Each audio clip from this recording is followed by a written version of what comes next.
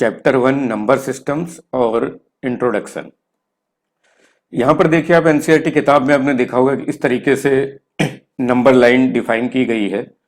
तो number line define करने का मीनिंग क्या है, तो ये मैं बताता हूँ। अब यहाँ पर देखिए कि इधर तो ये पॉजिटिव नंबर्स हैं, ये पॉजिटिव नंबर्स हैं। तो इन नंबर की जरूरत क्यों पड़ी? क्योंकि आप अगर मैथ देखेंगे ना, तो मैथ ऐसा नहीं है कि कोई हायर स्टडीज की मैथ हो या नंबर लाइन हो या कुछ भी हो, वो अचानक आ गया हो कि मैथ ले आए हैं और अब उसका यूज कर रहे हैं। हमेशा हम लाइफ को इजी करना चाहते थे, इसीलिए मैथ आई। तो यहां पर देखिए, इजी मतलब क्या है? Easy daily life.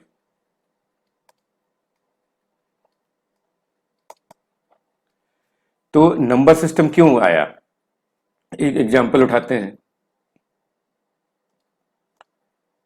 मान लेते हैं कि एक ये गर्ल्स है, ठीक है, एक ये बॉय है।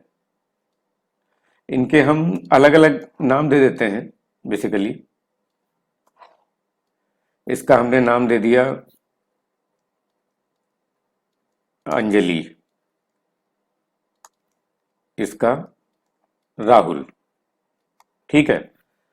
अब हम बोलते हैं कि ये जो है कुछ डिस्टेंस चलते हैं, ठीक है, ये भी कुछ डिस्टेंस चलता है और हमें नहीं पता है कि इन दोनों ने कितना डिस्टेंस चला है। अंजलि बोलती है कि हमने ज्यादा डिस्टेंस ट्रेवल की है, राहुल बोलता है हमने ज्यादा डिस्टेंस ट्रेवल की है, और ये डिस्टेंस किलोमीटर्स में है। तो आप कैसे जज करेंगे कौन ज्यादा चला है? तो हमारे जो पुराने समय के लोग थे वो क्या करते थे, जैसे आपने गुल्ली डंडा खेला होगा, तो उसमें क्या करते हैं कि हमें गुल्ली जब जाती है तो उसको कैलकुलेट करने के लिए क्या करते हैं, डंडे से हम कैलकुलेट करते हैं। जैसे कि ये आपका डंडा है, तो हम देखते हैं 1, 2, 3 और कुछ 3.5। यहां देखा 1, 2, 3, 4 और कुछ 4.5। तो हमें अप्रॉक्स आइडिया लग रहा है कि राहुल ने थोड़ा ज्यादा चला है। तो यहां पर बात ये हो रही है कि अब इनको एक्यूरेट कैलकुलेट करने के लिए, लाइफ को इजी करने के लिए हमारा नंबर सिस्टम आया। तो इसी तरीके से हमने 1, 2, 3, 4, 5, 6। अब यहां देखेंगे कि इसको देखेंगे तो यह 6 आएगा। इतना इसने 6 और 7.5 ले सकते हैं कि भाई इतना इसने चला, ठीक है। तो इस तरीके से जब जरूरत हुई लाइफ को इजी करने के लिए, तब नंबर सिस्टम आया। अब देखेंगे, आप बोलेंगे कि फिर ये माइनस नंबर क्या है, इनकी जरूरत क्यों पड़ी, इनका डेली लाइफ में यूज क्या है? तो इसको भी समझना जरूरी है। तो मान लेते हैं कि राहुल ने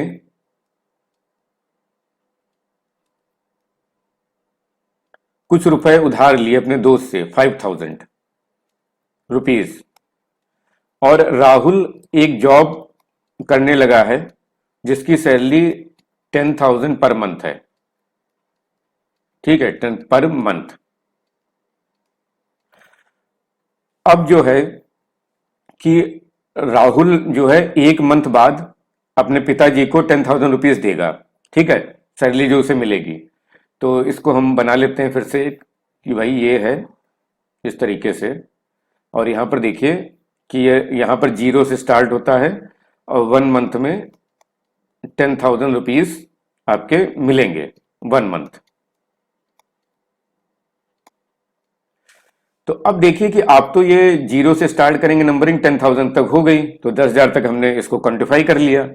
लेकिन अभी देखिए कि जो 5,000 हैं ये इसने उधार लिए हैं, तो एक्चुअल में 10,000 ना होके 5,000 इसमें माइनस होंगे। तो मेनली क्या है, जो निगेटिव नंबर होते हैं उन्हें हम कहते हैं लॉस। तो अब अगर नंबर लाइन में इसको दिखाना हो तो आप कैसे दिखाएंगे? आपको इधर दिखाना पड़ेगा। अब यहां पर देखिए, आपको इधर 5,000 माइनस में लिखना पड़ेगा, इधर पॉजिटिव। तो जब ये राहुल कमाएगा तो 5,000 तो पहले उधार चुकाएगा, और फिर 10,000 सैलरी मिलेगी, तो टोटल उसका नेट क्या आएगा, 5,000 रुपये अपने पिताजी को देगा। तो इस तरीके से जो लॉस दिखाने के लिए आपको निगेटिव में जाना पड़ेगा, क्योंकि हमने रेफरेंस पॉइंट ये माना है, ये रेफरेंस माना है कि भाई हम जीरो से स्टार्ट करते हैं कोई चीज, लेकिन बीच में अगर कुछ हमें चीज लॉस हो गया है तो उसको माइनस में दिखाना पड़ेगा। तो इस तरीके से निगेटिव नंबर को भी लाइफ को इजी करने के लिए हमें दिखाना पड़ा।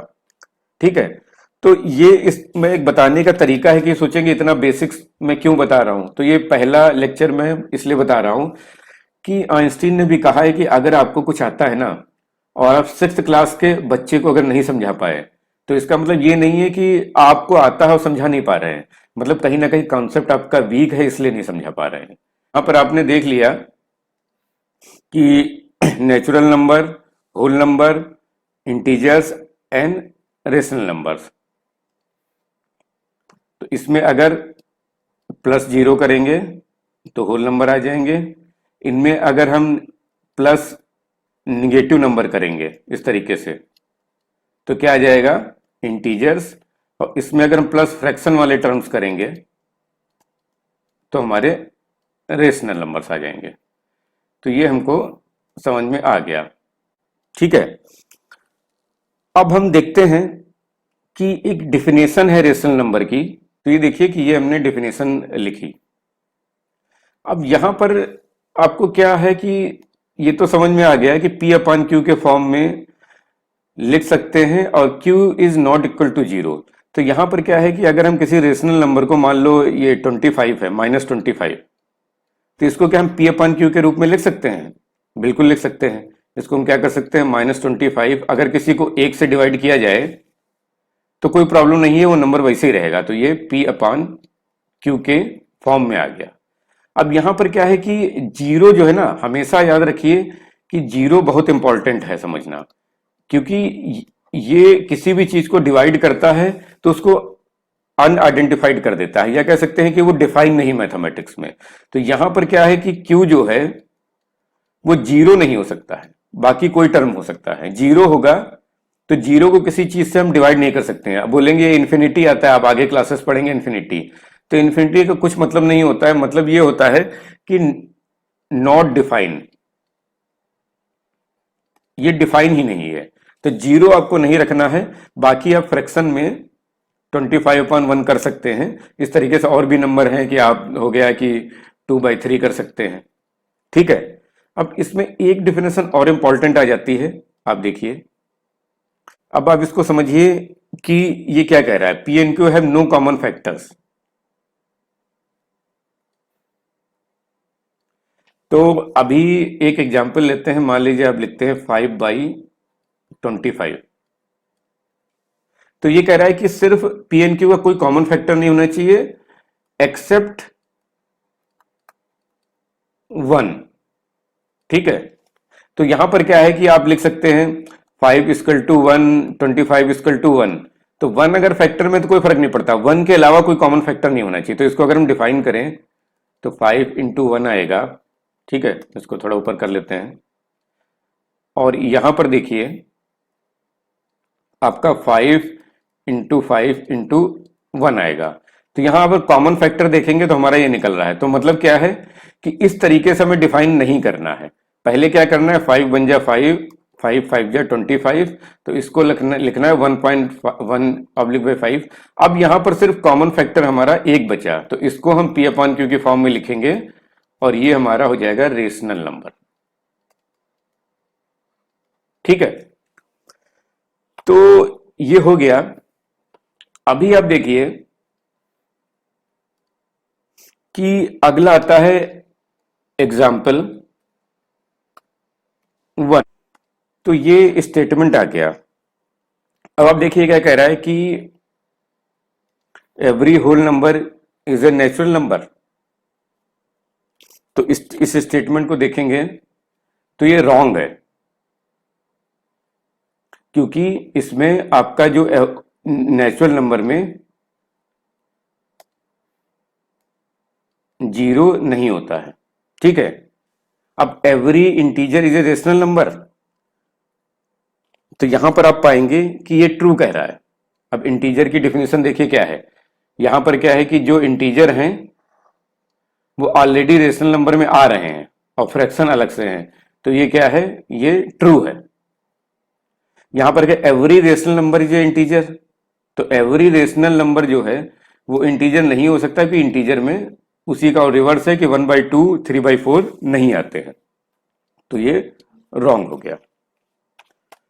और सबसे बेस्ट तरीका क्या है पढ़ने का, कि आप सोचेंगे कि मैं इतना राइट कर रहा हूं, क्यों कर रहा हूं।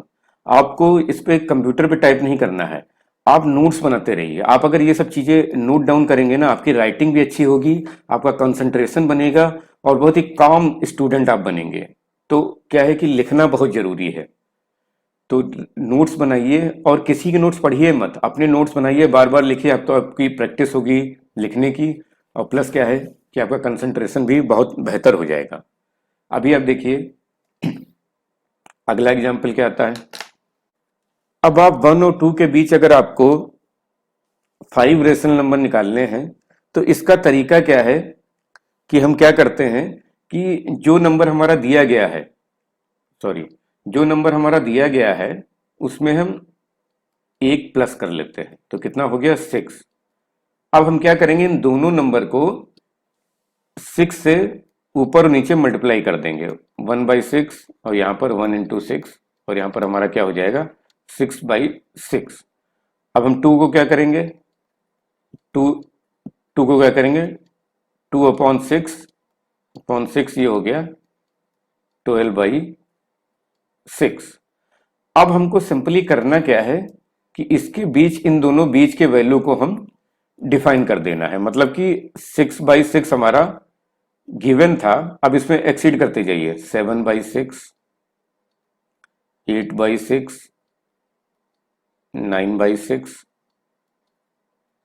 10/6, 11/6 और 12/6। तो ये दो नंबर तो हमारे दिए हुए थे, और ये जितने नंबर हो गए ये हमारे 5 रेशनल नंबर हमारे हो गए।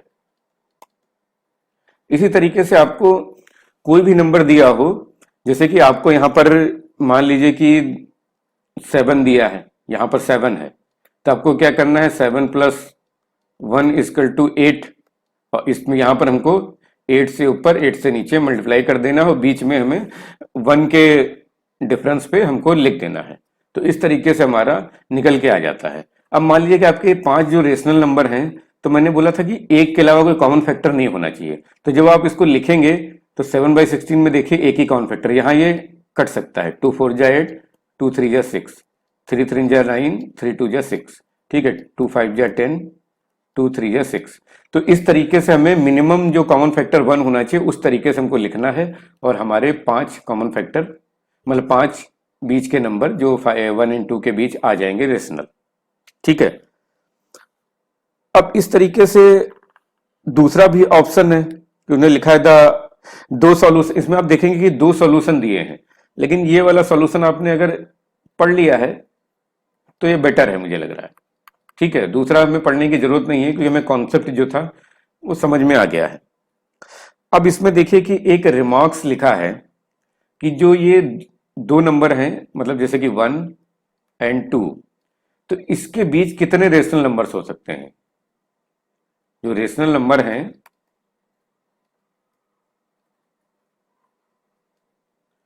वो कितने हो सकते हैं इनके बीच में, तो ये इनफाइनाइट है।